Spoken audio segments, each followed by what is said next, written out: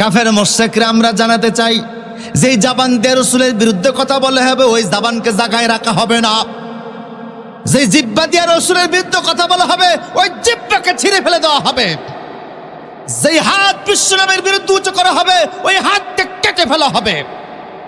জাতীয় সংসদে ব্লাসফেমি আইন করে ইসলাম ও রাসূলের বিরুদ্ধে কুচ্ছাকে রাষ্ট্রীয়ভাবে বন্ধ করতে হবে। কথা বলো ঠিক কিনা? খতম নবুয়তের শানে যদি এক সাগরে বুকে রক্ত দিতে হয় রাজি আছে না নাই? কারা আছে হাত তুলে দেখাও। আল্লাহ কবুল করুন, বলো না আমিন। আমার প্রিয় সুদী, আমি 2 মিনিট আপনাদের কাছ থেকে সময় নিচ্ছি। মাহফিল কর্তৃপক্ষ আমাকে বলেছে মাঝখানে আমি একটা জুমলায় মোতারেজা, এটা আলেমরা ভালো বুঝবে। মাহফিলটা আমার মনে সাক্ষী দিচ্ছে আল্লাহ দরবারে কবুল হয়ে যাবে ইনশাআল্লাহ।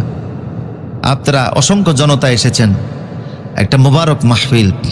যুবকরা খুব কষ্ট করে পরিশ্রম করে আজকে সকালের কালকের মনে ঘটনা না যেটা আপনারা শুনেছেন, শনিবারের ঘটনা, আহত হয়েছে যুবকরা। এই যে সুমন, তার মুখে দাঁত একটা নাই। আমি তো ওরে দেখেই দোয়া করছি। রাসূলুল্লাহ তো উহুদের যুদ্ধের ময়দানে কাফেরদের বিরুদ্ধে গিয়ে সেখানে দাঁত ভেঙে ফেলছেন, ঠিক কিনা? তো ঈমান ইসলামের কথা বলতে গেলে অনেক সময় কিছু বিপদ মুসিবত আসে, এটাকে সহ্য করে যারা পরীক্ষায় ফাঁস করে তাদের জন্য অসংখ্য নিয়ামত আল্লাহ দরবারে আছে না নাই?